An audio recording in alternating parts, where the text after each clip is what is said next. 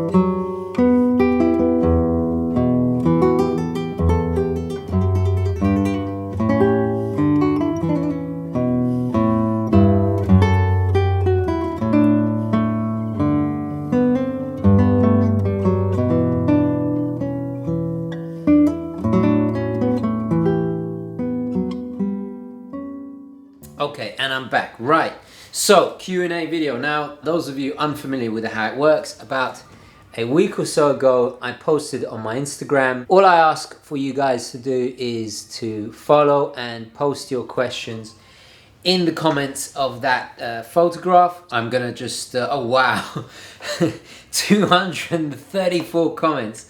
Guys, before I get into this, I should just do a little disclaimer. With the channel always growing, it's inevitable that I'm not going to be able to answer every one of your questions, but I think this is a good way of trying to shoot through some of these as quickly as possible. So there's a lot of questions. Okay, first question is from Team Zizu81. He says, do you ever get bored of watches? No. I do kind of, I'm starting to settle. It's a very good question, by the way, and thank you.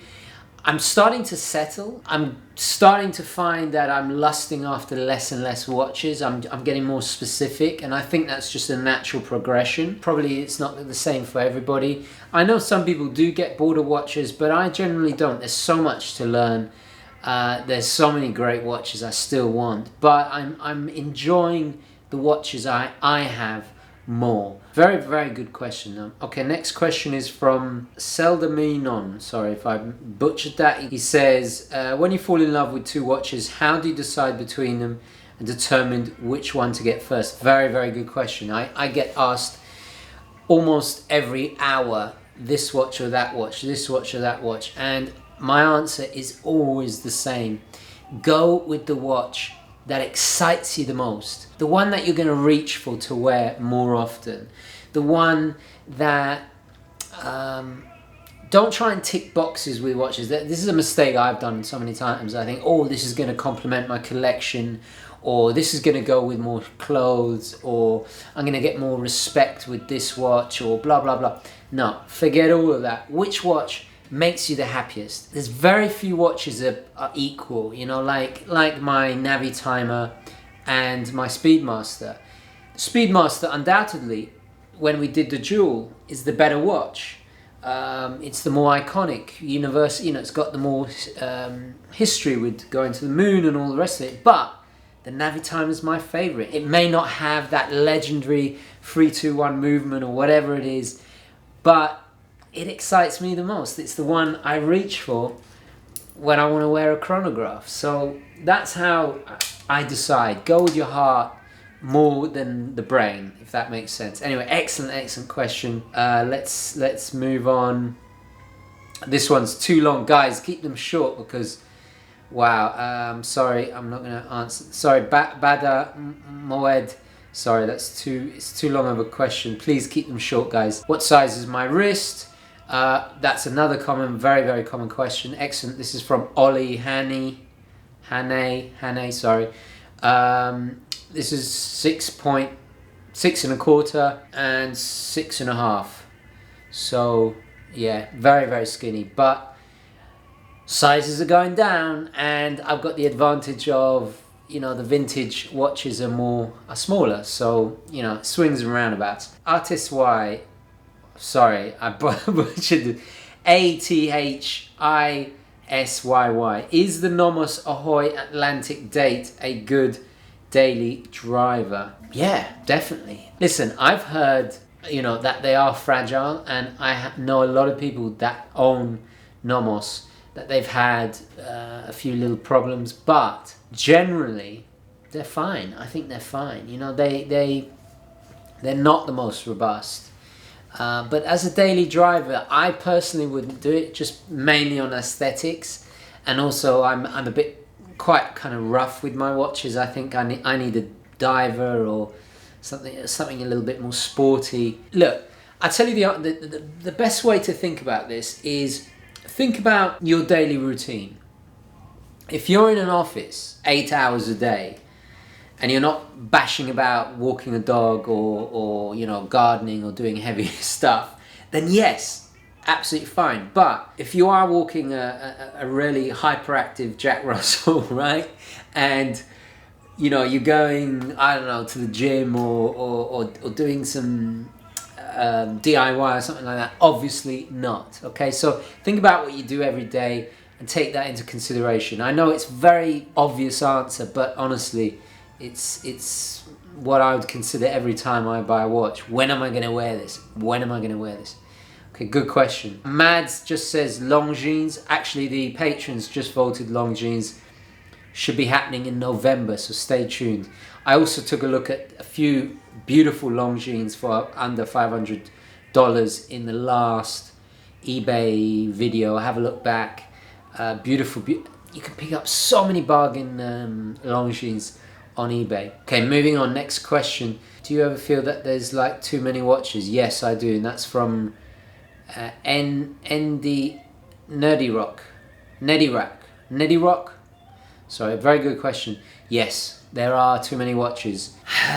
There is too many watches. Too many watches, too little time. Next question. La Pointe Christian says, what is your favorite piece from Hamilton? Cheers, TGV. Very good question. I'd probably say the Khaki King Automatic. It's definitely a classic. I think it's a classic. I also love the Hamilton X-Wing, the Hamilton X-Patrol. I've owned it twice and I'm still lusting after it. It's a fantastic Valjoux 7750 based chronograph. It's got its own character, included it in several videos, affordable alternatives to the Navi timer, but it's got its own unique design. It's a big watch, but it's gorgeous. I love it. That dial, gorgeous. And the Panda version, stunning. That and the Khaki Auto King, I think are the best watches Hamilton have done, in my opinion. Anyway, very good question. Let's move on. Benjamin Johnson, my good friend Benjamin Johnson. Hello, my friend. He says, how would you respond to the notion that your wristwatch is an extension of yourself? Is it true, really? What an interesting question. That's a really interesting question. Well, everything we choose, what we wear, it's all an extension of our personality, of our taste, really. It depends on how far you want to take that. Yeah, they are an extension of ourselves. They're an extension of our preferences, of our personality. An automatic especially is probably, I've mentioned this, is the biomechanical relationship. It is like a little beating heart in there, ticking away. It's dependent on your movement to feed it, to give it energy. Yeah, it is an extension. Yeah, yeah. I like that. It's very poetic. Thank you, Benjamin. I like that. Okay, next question. This is from Bacardi Duo 06.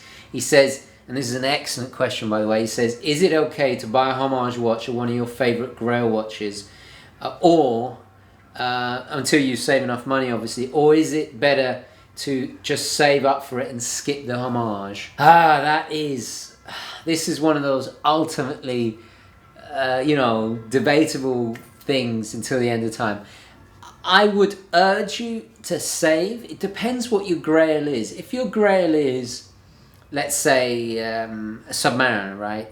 A brand new ceramic Submariner. And what are they going for? 8 grand now? 8, 9 grand? I don't even know. I can't remember. And let's say it's like a couple of years away or a year away. It's going to take some time.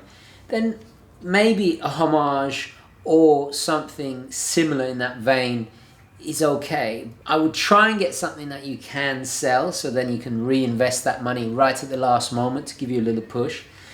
But you do want to have something to enjoy until you get that watch, right? It's a difficult one. It really, if you can go without it, then you're stronger than me, and I admire your discipline. Let's give a hypothetical situation. Let's say it is a Submariner, right? And it's going to take you a year and a half to save up, right? And you buy, I don't know, a Steinhardt, right? Well, how much are the Steinhardts? $500, right? You buy the Steinhardt, you wear it for a year, you sell it further down for maybe you lose a few hundred on it, right? The question really is losing a few $100s for over a year and a half worth the enjoyment? That's what you've got to ask yourself. If it is, then go for the Homage and keep saving, keep saving, keep saving. If it isn't, buy one of these, buy a little Casio, and that will serve you, what are these, $20? And that will serve you, or a little Timex like this for $30, and that will serve you absolutely fine, and you won't lose hardly any money whatsoever. So it's really up to you. Ask yourself that question: is it worth losing a few $100 at the most buying a Homage? Excellent question. Let's get on the next one. Can you do a review of new Aquis? If you say please, yeah, I will. Well, I'm going to review this one that's been sent in by my good friend very, very soon. So, Aquis are always welcome on the channel. It's from Dianic. He says, best field watches under $300. Very good question. I think Hamilton. Definitely Hamilton. Get a Hamilton. Just a standard khaki Hamilton field watch, Fantastic. Oh, Marion asks, how often do you switch bands? Very good question. Probably every day. I switch watches 2 or 3 times a day, and bands probably every day or few days. Good question. How about you? Let me know, guys, when do you switch your bands? I would really like to hear that. Alberto Baron asks, worst watch ever purchased? I don't really like negative questions, but it is a good one. I purchased a Breitling Sky Racer Raven a few years before I had the channel, and the chronograph. No, it wasn't the chronograph. The chronograph worked. It lost. This is supposed to be a chronometer grade watch, right? It lost, I think, or it gained a minute or something ridiculous a day. I mean, Breitling were very, very nice to deal with, and I got it fixed. But when you spend, what was it, 4 grand or 5 grand or something brand new, yeah, it happens. I know these are mechanical things. It happens to the best of them. I've even had faulty Omegas that are all brand new. So it happens to the best of them. Was it the worst watch? No, it wasn't the worst watch. I got bored of it. It was too big. I took a gamble. I learned my lesson from that, certainly. I lost quite a bit of money. Didn't hold its value because it's a model, it's a very obscure Breitling. Not many people actually know about it. So look up Breitling Sky Racer Raven. I love that watch. It has one of the most beautiful dials ever. It's like Sunburst, but with these little ridges that that burst outwards from the center. It's a bi-compax. It was a big crush, and I rushed into it. I haven't really touched wood. That's not actually even wood. Touch wood, touching the floor. That's the only bit of... I take a gamble a lot on eBay, but that's because I've learned from my lessons and I kind of know what I'm doing. I mean, I know roughly what I'm doing. I'm a bit of a veteran now, so of course I don't know everything. I can still get burnt, as they say. But guys, let me know your worst watch purchases. I'd love to hear that, even though it is a bit negative. But never mind. I think we can all learn from this and take positive from it, right? That's what it's all about. Okay, next one. This is from Dr. Pete 84. Hello, Pete. Says, what are your thoughts on the Black Bay bronze? Actually, you know what? Before I reviewed the Oris, the Carl Brashear Oris in bronze, I didn't really like bronze. But after reviewing that and understanding what a bronze diver actually means and the benefits of it, and also handling it and the way it looks and the fact that it's gonna age in a very particular way, I'm definitely more into bronze than I was before, if that makes sense. So yeah, I think it's cool. I think I wouldn't buy it. It's not my thing. It's not my cup of tea, but I think it's cool. I think any Black Bay is cool, to be honest. What do you guys think? Let me know what you guys think. Very good question. Juliusk008, what did you start collecting watches? Or maybe when, I think you mean. When did I start collecting watches? About 5 or 6 years ago. Very good question. Very, very good question. A long question here. Guys, keep them short. Keep them short and sweet.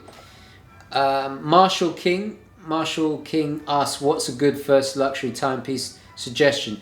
I've done a video all about this. So have a look back in the archives. But I think vintage Omega Geneva, Tudor Prince Date. I mean, these are really bang per buck watches. Speedy Reduced, definitely. Or even the Man on the Moon. What else?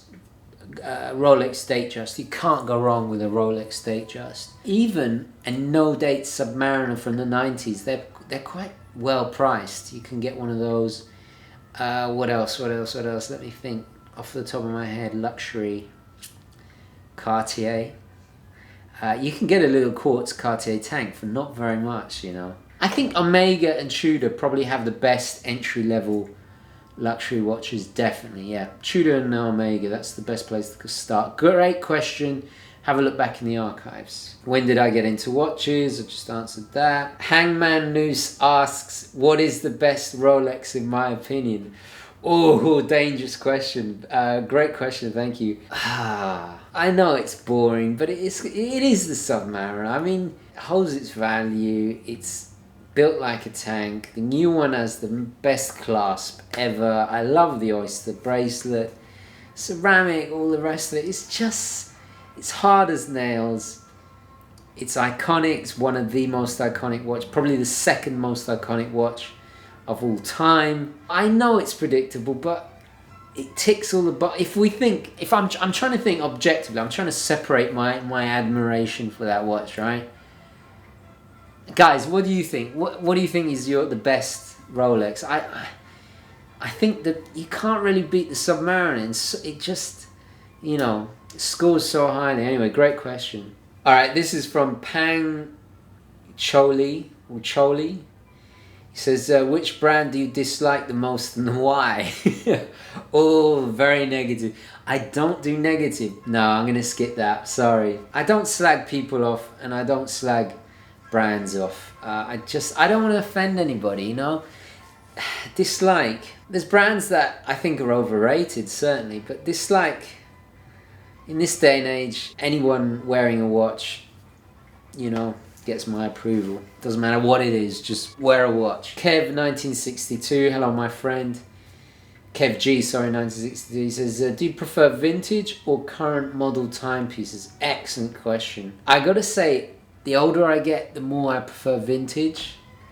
There are some amazing new watches coming out. Yeah, vintage. I like the classic Datejust. I like the old Tudors. I like the old Navi timers. I mean, this is from, I think this is from 2001. It's not really vintage, but I do prefer the older Speedmasters. Yeah, older is better than newer in my opinion. I prefer it. Guys, let me know. Guys, let me know the answer to that question for you. Love to hear that. Thank you, Kevin, by the way. Johnny Tan says, are you doing a London meetup? Yes, next year. I'm not quite ready yet. I'm doing a meetup next Friday here in New York for the patrons. But next year, London, definitely. And I might even, hopefully, fingers crossed, I'll make it to Baselworld as well. Anyway, next question. Apus MC, what do I put in my hair? It's a L'Oreal very strong hair gel from L'Oreal. It comes in a tube. It's like extra strong. I hate when the wind blows. It makes it mucky. So actually, really good question. I hope that helps. It's like a black and yellow tube. Not the little tubs. Aditor says, what was the final verdict on the Vostok Amphibia? Fortunately, I had to cancel the review. I just don't have time for it. Actually, I've been hunting for a particular Vostok, but they never ever have them in stock, the size I want. So really unfortunate, because I really want one, but I can't find the case I want, and I'm a little bit dubious about ordering from Russia. I've never ordered from Russia. I've sold things to Russia. An audio interface I sold to, I forget, it used to be Stalingrad, but it's Volgograd, I think it is, and somehow it got there. So, which amazingly it got there. It will happen eventually. The thing is, I've only got a certain amount of time, and it's just me doing all the work, editing, filming, all the rest of it. I can't do all the reviews. I've had to cancel a lot of reviews. And I think Vostok has been covered a hell of a lot on YouTube, so I don't want to retread that. The particular Vostok I want hasn't really been talked about, so that's why I'm also looking for it. It's in a smaller size. Hopefully one day it will happen. Just stay tuned. I'm sorry that the last Vostok I couldn't review, but I have to prioritize. I'm going to be looking at Longines soon. I'm going to be looking at who else? Zenith. We just got Zenith in. So I'm trying to get a broader scope. So yeah, anyway, great question. Sorry about that, but it will happen eventually. Oh, this is a really serious question from Geo J.E. Barnes from Chichester in England. George from Chichester, he says, any advice for myself? I struggle with depression and mental health. Many thanks. Yes, I actually did a video on my kind of tips for personal happiness. Have a look at that video. A lot of it is learning and physical exercise. I'm not going to cure it, diet, that kind of thing, and living a kind of meaningful, finding solace in really constructive, positive things. That's the key, and a lot of physical exercise. But watch that video, because I share a lot of what I think it was my top 5 things for personal happiness or something like that, or maybe it was the top 10. Have a look back. A lot of people really like that video, so I hope you find it of use to you. I know it's hard, but hang in there, persevere, and you will get through it. You will get through it. Right, this is from a person called Tiso Gennaro, which, as you know, is the little chronograph that I have. He says, wow, this is too long, man. I'll read it all to you, and I'll do it quickly, okay? I think it's about time you checked out Citizen Campinola. Yes, I agree. Like I just explained with the Vostok, I have to prioritize. My watches range from Seiko to Gennaro to high-end stuff, but there is nothing quite like a Campinola, okay? It has obscure Japanese history, and you can find some crazy Japanese language videos about it on YouTube. They are made by Citizen's highest masters in tiny numbers. Very cool. Number 2, I reckon there should be an urban gentry get-together, preferably in the UK. Yes, it's going to happen. It would be great. No douchebags, just real broad watch lovers. Well, of course. There's no douchebags that watch this show. I mean, this is a douchebag-free zone, right? If you're watching this, it means you're not a douchebag. Your Italian friend Federico could speak there too. Just give me a nod and we'll sort it. Need good wine and snacks to do it properly. Cheers, Tim. Yes, I absolutely, I absolutely agree. Well, stay tuned next year. Hopefully earlier next year. Oh, this is a great question. This is Kern 5000. Is it okay to keep a chronograph running all the time? Speedy auto. No, it's not.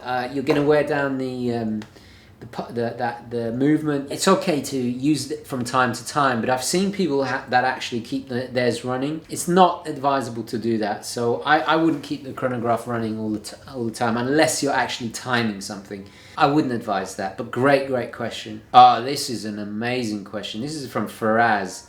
What qualities make a watch an icon? Do you have eyes set on any icons? Yes, Rolex Explorer. Definitely, I want a Rolex Explorer. You know, maybe next year, year after, something like that. I think it has to have a certain amount of fame and notoriety. Usually, iconic watches are associated with great events or an expedition of some kind. NASA, you know, the Moon Watch. The Explorer is a great example with, and then Hillary going up Everest. The Submariner has, of course, the early James Bond film, and also its military history. It's a lot of things. I think also they have to have an X factor, a design that makes them classic, that makes them kind of timeless, that is original. When you look at the Navitimer, right? Take the Navitimer for example. It's unmistakably a Navitimer, right? Nothing else looks like it, well, unless it's been based on the Navitimer. And it's interesting because the Navitimer actually predates the Speedy and the Submariner, so it's one of the original icons. It's originality, it's history, it's notoriety, it's respect amongst aficionados. A certain amount of it has to be desire as well, you know. I think icons are very kind of desired watches. And they become, how something becomes iconic, that is $1 million question. There's so many, if watch brands knew that, right, if they knew the formula of how to make an iconic watch, they do it all the time. I mean, it's like when somebody becomes a saint, you know. How do you acquire sainthood? It just you just have to work hard at it and hope that you acquire, or winning the Nobel Prize. It's a rare thing. It's a hard thing to attain. It's that X factor. It's that special quality. Excellent question. And I think one day we'll have to do a whole video on it and analyze in more detail what makes an icon. Really good question. Dieter's Rover, he says, I'd like to know more about Master Ernest. Master Ernest, Ernie is a Jack Russell. Well, thank you very much for that question. Oh, and thank you to Ferez for that previous question. Excellent questions, by the way. Ernest is my sister-in-law's dog, belongs to her, and she lives in the same neighborhood. So basically, while she's at work, because I work 50-50 at home, and then sometimes I go into studios as well, or an office. Because I'm always in the neighborhood, I walk him when I can. I'm kind of like his uncle, so to speak. So yeah, little Ernest. He's a rescue. He was a rescued puppy. He's a Jack Russell Terrier with a little bit of Schnauzer in him, I think. A little bit of German in there as well. Yeah, he's absolutely insane. Very hyperactive. Very courageous. And he loves the ladies. So quite a character. So yeah, that's little Ernest. And of course, he's named after Ernest Hemingway. Which my sister-in-law is a big fan of, and it kind of suits him because he's got that bravado about him. So yeah. Anyway, I hope that answers your question. Oh, and he's about 2 years old, 2.5, I think. Yeah, there you go. So that's Ernie for you. This is a good one from MPDJP. How many times should you hand wind a watch when winding? I'd say over 30. Most watches will naturally come to a, will block. Some watches, like for example the Navitimer, you can keep winding it until the end of time, but you can actually hear that there's a clutch, I think, that disengages, so you don't overwind it. And you can actually hear it. It makes a different sound when you've overwound it. Most manual wind watches will just come to there'll be a resistance. Don't force it. Whatever you do, don't force it. So I think on average about 30 to 40 rotation, not full rotations, but movements, winds, whatever the term is. But yeah, great question. T. Vadim, he says, please suggest some mechanical chronographs under $500. That's very difficult to produce mechanical chronograph under $500. My first choice would be the Seagull 1963, based on the old Venus movements. An amazing technological feat that they're able to offer something that complicated under $500. Chronographs are very complicated, especially mechanical chronographs are very complicated to do. Under $500, I'd go with the quartz like the Flighty or a lot of the Seikos. They're mostly 500 and upwards. It's very difficult to get one. I think the 1963 is probably the best mechanical chronograph under $500. Anyway, I'd check it out. I've done a review. It's a great question. And guys, if you can think of it or you know of any others, please do share down below. Maybe you could get a vintage Seiko chronograph, mechanical, probably on eBay. Right, next question. Will there ever be a tour of the office? Yes, I'm going to do a desk war room update because I've got some new King & Country models coming in, and I've updated some little bits and bobs of my gear. There'll be an update soon, so stay tuned. And that's from Dean Spence, my good friend Dean Spence. This is from the original KDP, the one and only KDP, who has a fantastic channel. Check out KDP's channel if you haven't already. What are your favorite non-watch related YouTube channels? Excellent question. Without a doubt, the School of Life, phenomenal channel, offering all kinds of advice. They talk about philosophy, they talk about everything, psychology. They analyze cinema, they analyze art, they analyze culture, they analyze... I've never seen so many videos. They're short, but so poignant and so concise, but so absolutely pinpoint precision that you learn more in 5 minutes watching one of their videos than you do reading like 5 books over a month. Honestly, great channel. It's in my recommended list actually. School of Life, that's it. Another channel is Wisecrack. It's a comedy channel, but also very informative. They got Thug Notes. They have Earthling Cinema, which is fantastic. Earthling Cinema, it's like it analyzes iconic films, but from the perspective of an alien from outer space and how they would perceive our society. It's very amusing. What else? Non-watch. Mark Commode, best movie reviewer out there, definitely the master. You want to know anything about all the new releases, he is the ultimate film critic. Oh, and Oliver Harper. Check out Oliver Harper.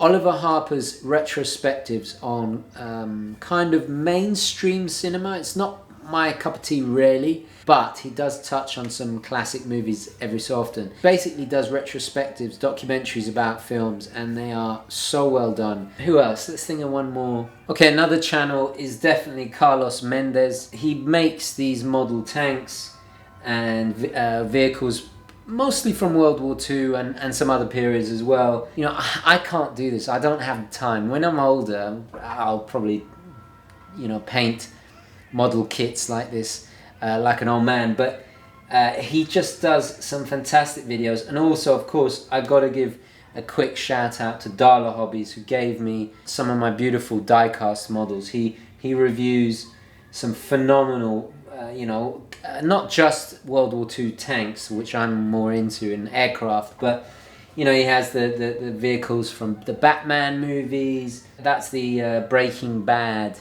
RV, the Mad Max cars, from Mad Max. Very cool stuff. I'm a bit of a big child. I love collecting models. But yeah, that's the channels I enjoy most of the time. Believe it or not, I don't actually, when it comes to horology and watches, I'm doing my own thing. I don't watch anybody else. Obviously I enjoy Federico and Christian, but that's pretty much it. The rest of the time I'm watching these channels. This is what really because I'm doing watches so much, I think if I spent my entire time watching watch channels as well, I'd go crazy. It's when I enjoy YouTube, I try and, I have a wider spectrum, so I think that also kind of keeps the watches a bit more fresher, Right, let's have a couple more questions and then I'm going to call it a day. Great question by KDP, by the way. Florist Draper asks, will you ever buy a smartwatch? Yeah, I probably will. When the technology offers me something that interests me and I find exciting and appeals to me, yeah, why not?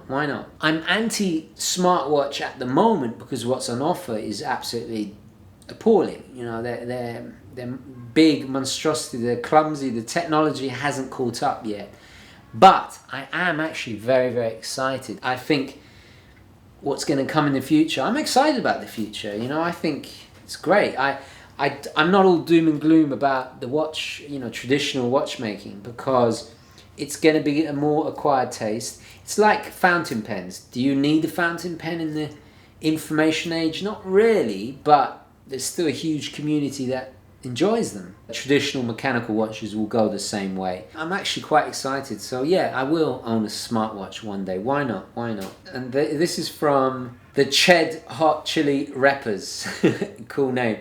He says, if you could only have 3 pieces for the rest of your life, what would they be? And they don't have to be watches you own. Actually, we did a video on Federico's channel. I can't remember what it was, but yeah, have a look at that video for the answer to that. Good question though. This is from ANM811. Favorite watch for about $1,500. Ooh, definitely. This or the Tissot Gennaro. Yeah, so this is about $1,500. Yeah, there you go. Speedy reduced, definitely. Or my little day date, speedy reduced. Yeah, those are my favorite. $1,500. Yeah, day Tudor day, speedy reduced. What was the other one? Tissot Gennaro, definitely. Great question, by the way. Thank you. What is the most affordable moon phase you would recommend? This is from Tiovpol. Actually, it's the most affordable. I've already done this in the video. It was the Zeppelin Hindenburg moon phase. Great watch, very affordable. It's probably the highest quality moon phase. Yeah, it's quartz, but you can't get a moon phase, a complete moon phase. I know there's the Orient day and night, or night and day, or whatever it is, but that's not a true moon phase. The Hindenburg is a true moon phase. It may be quartz, but it is a true moon phase, and that's, I think, what, $400. I did review it, so have a look. Great question, and good luck finding a moon phase. Fabio Cass, thoughts on the Hamilton Pan Europe Blue? Gorgeous watch. Definitely, yes, love it. I would love to review one. Anyone has one, send it in. I'll happily review it. Great question, thank you, Fabio. Mario Sotobrenes asks, when are you going back to England? Next year, my friend, next year. Oh, hike around. NY or London? Japanese or Swiss?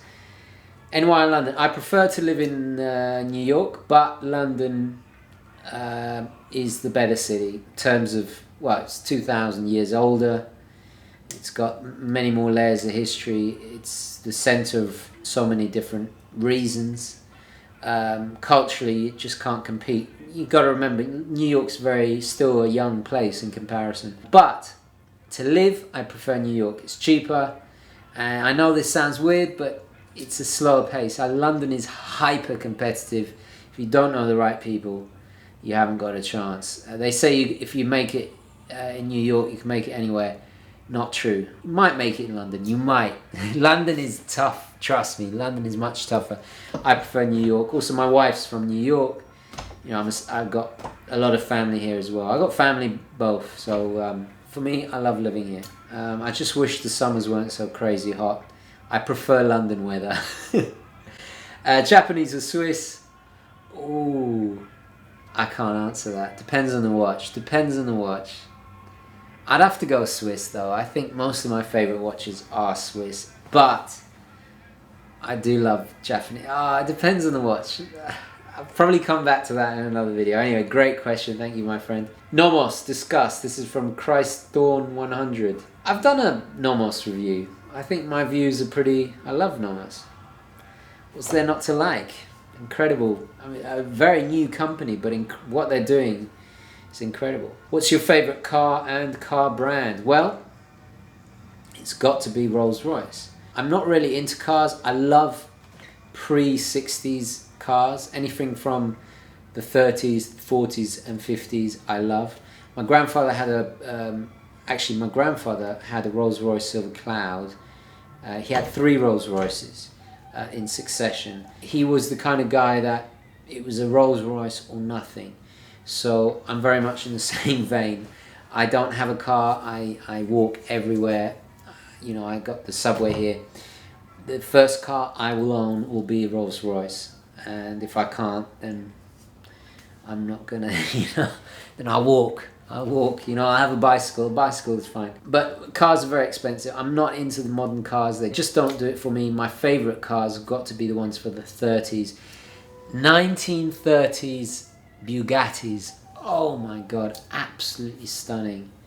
Just gorgeous. But Silver Cloud, Rolls-Royce Silver Cloud, my grandfather's Rolls-Royce, that's a car. So Rolls-Royce, yeah, bit aiming high, you know, but you know, what can you do? You like what you like, right? Anyway, how about you? What are your favourite brands? Let me know. Oh, favourite car, another one, Mr. Lappy, yep. So there you go. Okay, last question. This is from Wario. You're obviously a fan of classical music and opera, Wagner, Verdi, etc. What is your view on Bach and Baroque music in general? I love Bach. Bach's Goldberg Variations is my all-time favourite. I love Baroque music. I feature Baroque music heavily in the channel. It's probably what you'll most likely hear in the background when I'm doing a watch review. It relaxes me, it puts me in the mood. I constantly have classical music playing. I love classical music. What can I say? Baroque, probably my favourite is, well, obviously Vivaldi, but Telemann, definitely. Corelli, who else? Oh, there's so many. But Bach's the king for me when it comes to, yeah. So guys, I'm going to leave it there. If you want to submit your questions for the next Q&A, all you have to do is follow me on Instagram. There'll be a link in the description. I will post another Q&A video. I'll post another Q&A picture in a couple of days' time. All you have to do is follow me on Instagram and then post your question to that picture. Just short and sweet, please, so I can answer as quickly as I can. And hopefully, if this is successful, I'll do another one soon. But thank you very, very much for all your questions. If I didn't get to it this time, post another comment and I will get to it next time, hopefully. Thank you very, very much for watching. Please don't forget to like this video if you enjoyed it and found it useful. And as always, guys, I'll catch you in the next one. Okay, ciao.